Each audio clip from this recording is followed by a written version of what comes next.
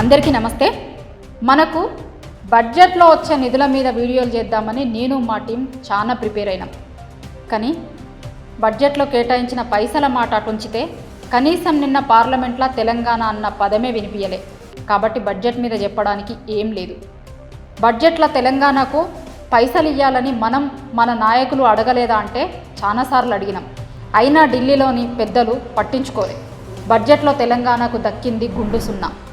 ములుగు యూనివర్సిటీకి అదనపు నిధులు ఎన్ని వచ్చినాయి అంటే సున్నా.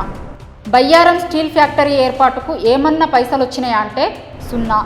కాజిపేటలో రైల్వే కోచ్ ఫ్యాక్టరీ వచ్చిందా అంటే సున్నా. రాష్ట్రంలో సాగునీటి ప్రాజెక్టుకు జాతీయ హోదా కింద ఏమన్నా పైసలు వచ్చినాయా అంటే సున్నా. పారిశ్రామిక కారిడార్లకు ఏమన్నా పైసలు వచ్చినాయా అంటే సున్నా. మెగా పవర్లూమ్ క్లస్టర్తో పాటు హ్యాండ్లూమ్ క్లస్టర్ ఏర్పాటు ఏమన్నా అయ్యిందా అంటే సున్నా. కొత్త జిల్లాకు ఒక నవోదయ పాఠశాల ఇచ్చిర్రా అంటే సున్నా. ఐటీఐఆర్కి ఏమన్నా వచ్చినాయా అంటే సున్నా. నేతన్నులకు సంబంధించినటువంటి డిమాండ్లపైన కేంద్రం ఏమన్నా ఇచ్చిందా అంటే సున్నా. ఎయిమ్స్కు గిరిజన యూనివర్సిటీకు ఏమన్నా నిధులు వచ్చినాయా అంటే సున్నా. నీతి ఆయోగ్ సిఫార్సు చేసిన మిషన్ భగీరథకు మిషన్ కాకతీయకు ఏమి రాలే. దీంట్లో కూడా వచ్చింది గుండు సున్నా. కేంద్రం చెప్పిన 2 రక్షణ పారిశ్రామిక ఉత్పత్తి కారిడార్ల పరిధిలో హైదరాబాద్ను చేర్చాలని డిమాండ్ ఉండే. ఏమన్నా వచ్చిందా అంటే సున్నా. విభజన చట్టంలో ఉన్న వెనుకబడిన ప్రాంతాల అభివృద్ధికి సంబంధించి బకాయిలు విడుదల చేయాలి అని అడిగినాం.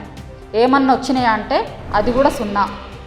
ఆదిలాబాద్లో సిమెంట్ ఫ్యాక్టరీకి ఏమొచ్చింది అంటే సున్నా వచ్చింది. పక్కనున్న ఏపీకి ఎన్నో ఎయిర్పోర్ట్లు ఉన్నాయి. తెలంగాణ రాష్ట్రానికి కొత్త ఎయిర్పోర్ట్లకు ఏమన్నా వచ్చినాయా అంటే సున్నా. పౌష్టికాహారం కోసం ఏమన్నా నిధులు ఇచ్చిర్రా అంటే అది కూడా సున్నానే.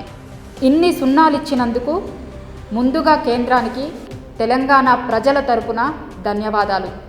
అట్లనే బడ్జెట్లో 15,000 కోట్ల రూపాయలు సాధించుకున్నందుకు ఆంధ్రప్రదేశ్ ప్రజలకు మా తరపున ప్రత్యేక శుభాకాంక్షలు.